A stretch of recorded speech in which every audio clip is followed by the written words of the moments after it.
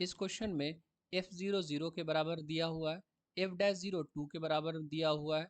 हमको क्या फाइंड करना है? इस फंक्शन का डेरिवेटिव फाइंड आउट करना है एट x इक्वल टू 0। तो derivative at x equal to 0 बात की बात है। पहले हम लोगों को क्या फाइंड करना होगा? डेरिवेटिव फाइंड आउट करना होगा। तभी तो आप derivative at x equal to 0 find out कीजिएगा।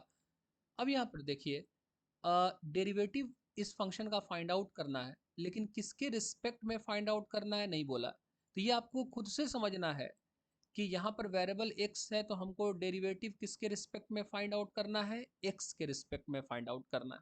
ठीक है, कहने का मतलब है कि इसको y को हम x के रिस्पेक्ट में डिफ्रेंशिएट करेंगे तो क्या निकलेगा? dy by D x. ठीक है, और जब dy बाई डी एक्स निकल जाएगा तो dy बाई डी एक्स जब हम लोग x इक्वल टू 0 के लिए निकालेंगे तो क्या निकल जाएगा? dy by D x at x equal to 0, जिसको हम लोग कहेंगे derivative of y at x equal to 0, जिसको हम लोग को फाइंड करने के लिए बोला गया। अब रहा बात, f0 0 के बराबर दिया है, तो जहाँ कहीं भी f0 आएगा वहाँ पर 0 रखेंगे, आपत्ति नहीं होनी चाहिए। जहाँ पर भी f'0 आएगा 2 रखेंगे, आपत्ति नहीं होनी चाहिए।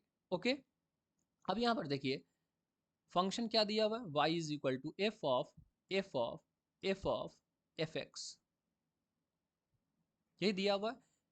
ये कौन सा फंक्शन गिवन है? इस फंक्शन को हम लोग कहते हैं कंपोजिट फंक्शन। कौन सा फंक्शन कहते हैं? Composite function. ये कंपोजिट फंक्शन गिवन है। कौन सा फंक्शन है? Composite function. आप कंपोजिट फंक्शन के बारे में इतना जानिए कि एक से ज़्यादा फंक्शंस को कंबाइन करके एक अगर नया फंक्शन जनरेट करेंगे, then that new function is known as composite function. मतलब एक से ज़्यादा फंक्शंस के बिहेवियर को कंबाइन करके एक नया बिहेवियर वाला फंक्शन जनरेट करेंगे, that is known as composite function. ठीक है, तो ये कंपोजिट फंक्शन गिवन है। अब इसमें कितना फंक्शंस को कंबाइन करके कंपोजिट फंक्शन बनाया गया है? 1 2 3 4, है कि नहीं? इसका मतलब है कि 4 फंक्शंस को मिला करके कंबाइन करके हम ये वाला कंपोजिट फंक्शन को जनरेट किए। ठीक है, अब यहाँ पर देखिएगा हम क्या निकालेंगे? dy by D x. तो हम डिफ्रेंशिएट करते हैं, differentiate both sides with respect to x। ये क्या हो जाएगा? dy by D x, L H S हो जाएगा dy by D x. Y को डिफ्रेंशिएट कीजिएगा x के रिस्पेक्ट में तो क्या होगा? dy by D x. और ये हो जाएगा आर एच एस में हो जाएगा D by D x F of F of F of F x. Okay, अब यहाँ पर समझिएगा, हम लोग कंपोजिट फंक्शन को डिफ्रेंशिएट करने के लिए कंपोजिट फंक्शन रूल लगाते हैं ना, यानी चेन रूल लगाते हैं ना। कंपोजिट फंक्शन को डिफ्रेंशिएट करने के लिए कौन सा रूल लगाते हैं? चेन रूल लगाते हैं। और हम लोग जानते हैं, जैसे यहाँ पे समझ लीजिएगा, D by D x F of F of F of F x. ठीक है, इसका डिफ्रेंशिएशन कीजिएगा अगर x के रिस्पेक्ट में, तो क्या करना होगा? पहले हम ये पूरे फंक्शन को डिफ्रेंशिएट करेंगे, किसके रिस्पेक्ट में? इसके रिस्पेक्ट में। हम लोग पढ़े हैं कंपोजिट फंक्शन में कि पहले पूरे फंक्शन को डिफ्रेंशिएट करेंगे उससे अंदर वाले फंक्शन के रिस्पेक्ट में, फिर ये वाले फंक्शन को डिफ्रेंशिएट करेंगे उससे अंदर वाले फंक्शन के रिस्पेक्ट में, फिर इसको डिफ्रेंशिएट करेंगे उसके अंदर वाले फंक्शन के रिस्पेक्ट में, और फिर एफ एक्स को डिफ्रेंशिएट करेंगे एक्स के रिस्पेक्ट में। ये ऑलरेडी हम लोग जानते हैं। कहने का मतलब इसको हम ऐसा लिख सकते हैं, पहले हम डिफ्रेंशिएट करेंगे किस, देखिए तो यहाँ पे एक मिनट, पहले हम डिफ्रेंशिएट करेंगे F of F of F of F x. किसके रिस्पेक्ट में डिफ्रेंशिएट करेंगे? देखिएगा, एफ ऑफ एफ एक्स के रिस्पेक्ट में। मतलब बाहर वाले फंक्शन को अंदर वाले फंक्शन के रिस्पेक्ट में डिफ्रेंशिएट करेंगे। इस तरह से आपको ध्यान रखना है।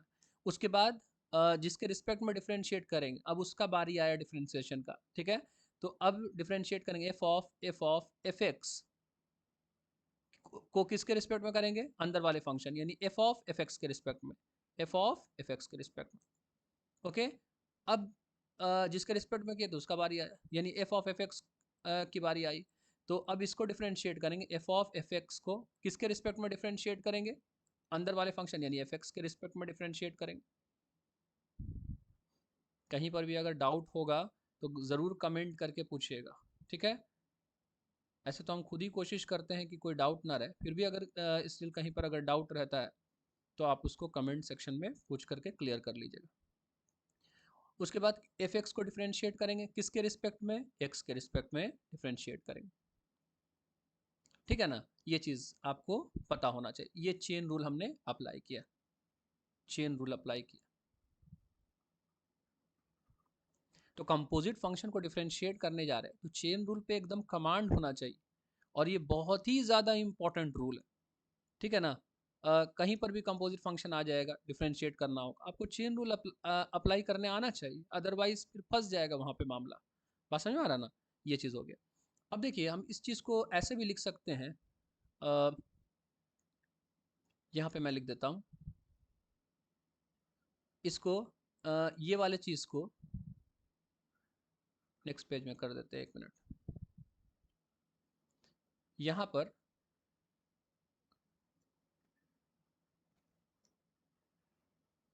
देखिएगा, ये वाला जो चीज़ लिखे हैं, ये वाला जो चीज़ लिखे हैं, ये वाला, इसको हम लोग इस तरह से भी लिख सकते हैं, यहाँ पे D by D x F of F of F of F x, यही है ना। तो हम इसको क्या लिख सकते हैं? इसको हम लोग लिख सकते हैं F dash F of F x, ठीक है। इस तरह से हम लोग लिख सकते हैं। Got the point. अब यहाँ पर देखिएगा, मतलब शॉर्ट में मैंने ऐसा लिख दिया। अब ये वाला फंक्शन जो है इसको भी शॉर्ट में आप लिख सकते हैं, कैसे लिख सकते हैं? F dash F of F x, ठीक है। अब यहाँ पर देखिए, फिर ये वाला जो फंक्शन है, ये वाला फंक्शन, ठीक है, यानी एफ ऑफ एफ एक्स का डिफ्रेंसिएशन एफ एक्स के रिस्पेक्ट में, इसको शॉर्ट में आप लिख सकते हैं क्या? इसको लिख सकते हैं एफ डैश एफ एक्स, ठीक है। अब क्या बचा? अब बचा एफ एक्स का डिफ्रेंसिएशन एक्स के रिस्पेक्ट में, तो इसको शॉर्ट में आप क्या लिख सकते हैं? F dash x. जैसे हमको पता है ना, एफ एक्स का डिफ्रेंसिएशन एक्स के रिस्पेक्ट में सिंबॉलिकली क्या लिख सकते हैं? एफ डैश एक्स, ठीक है। अब एफ एफ एक्स का डिफ्रेंसिएशन एफ एक्स के रिस्पेक्ट में सिंबॉलिकली क्या लिख सकते हैं? F dash F x. उसी तरह से हम लोगों ने ये सारा जो डिफ्रेंसिएशन था, जो चेन रूल्स में आ रहा था, चेन रूल में आ रहा था, उसको मैंने शॉर्ट में इस तरह से लिख लिया।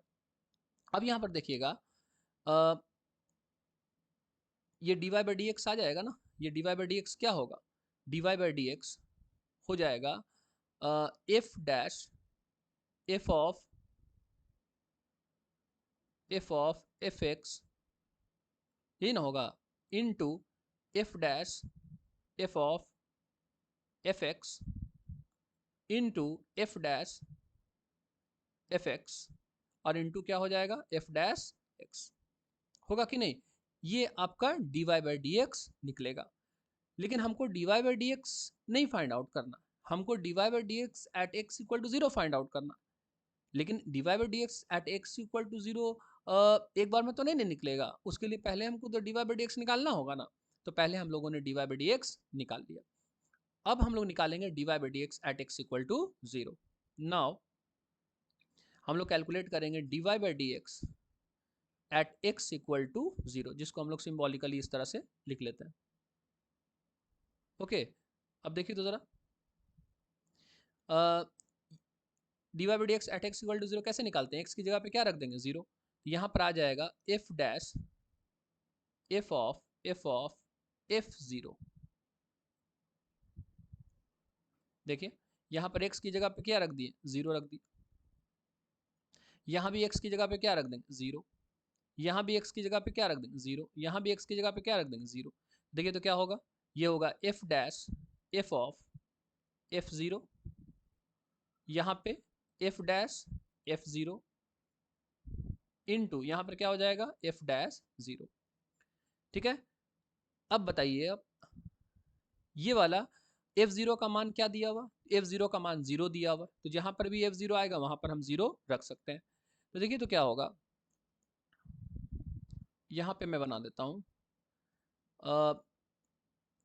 यहाँ पर F dash F of F zero, इसका मान क्या होगा? तो ये एफ ज़ीरो है, एफ ज़ीरो की जगह पे हम क्या रख सकते हैं, देखिए तो ज़रा, यहाँ पर जो एफ ज़ीरो है इसके जगह पे हम क्या रख सकते हैं, ज़ीरो, क्योंकि एफ ज़ीरो का मान क्या दिया हुआ, ज़ीरो। तो क्या हो जाएगा, F dash F of F zero, क्योंकि एफ ज़ीरो की जगह पे क्या रख दिया, ज़ीरो। होगा कि नहीं होगा? अगेन एफ ज़ीरो का मान क्या दिया हुआ, ज़ीरो, तो फिर से ज़ीरो रखेंगे तो क्या हो जाएगा, सिंप्लीफाई होकर के यहाँ पे आ जाएगा ज़ीरो। होगा कि नहीं होगा? अब एफ ज़ीरो का मान क्या दिया, ज़ीरो, क्या आ जाएगा, एफ डैश ज़ीरो। मतलब F dash F of F zero की जगह पे हम क्या रख सकते हैं, एफ डैश ज़ीरो। तो इसके जगह पे हम रख दिए एफ डैश ज़ीरो, इसकी जगह पे क्या रख दिए, एफ डैश ज़ीरो। देखिए तो यहाँ पर आ गया एफ डैश ज़ीरो इनटू, यहाँ पर देखिए उसी तरह से आप खुद ही इस चीज़ को एनालाइज कर सकते हैं। एफ ज़ीरो का मान क्या है, एफ ज़ीरो का मान, तो एफ ज़ीरो का मान है ज़ीरो दिया हुआ, तो इसका मान अगर ज़ीरो दिया हुआ है तो एफ ज़ीरो निकालेगा तो फिर से क्या होगा, ज़ीरो, यानी कि सिंप्लीफाई होकर के क्या लिख सकते हैं, एफ डैश ज़ीरो, यहाँ से भी लिख सकते हैं, इनटू एफ ज़ीरो का मान क्या दिया हुआ, तो एफ ज़ीरो का मान दिया हुआ ज़ीरो, तो क्या आ जाएगा, एफ डैश ज़ीरो, यहाँ से भी आ जाएगा एफ डैश ज़ीरो, और इनटू क्या हो जाएगा, एफ डैश ज़ीरो। कहने का मतलब है कि यहाँ से भी एफ डैश ज़ीरो आया, लिख दिया, यहाँ से भी क्या आया, एफ डैश ज़ीरो आया, लिख दिया, यहाँ से भी एफ डैश ज़ीरो आया, लिख दिया, और यहाँ पर क्या था, एफ डैश ज़ीरो था। अब एफ डैश ज़ीरो का क्या मान दिया हुआ, देखिए एफ डैश ज़ीरो का मान कितना दिया हुआ, टू, तो एफ डैश ज़ीरो की जगह पे क्या रख देंगे, टू, तो यहाँ पे आ जाएगा two into two into two into two, जिसको हम लोग लिख सकते हैं टू का पावर फोर, कितना आ जाएगा, 16। यानी कि d Y by D x at x equal to zero, इसका वैल्यू क्या आ जाएगा, 16 आ जाएगा। ये हमारा फाइनल आंसर हो, ठीक है। Thank you.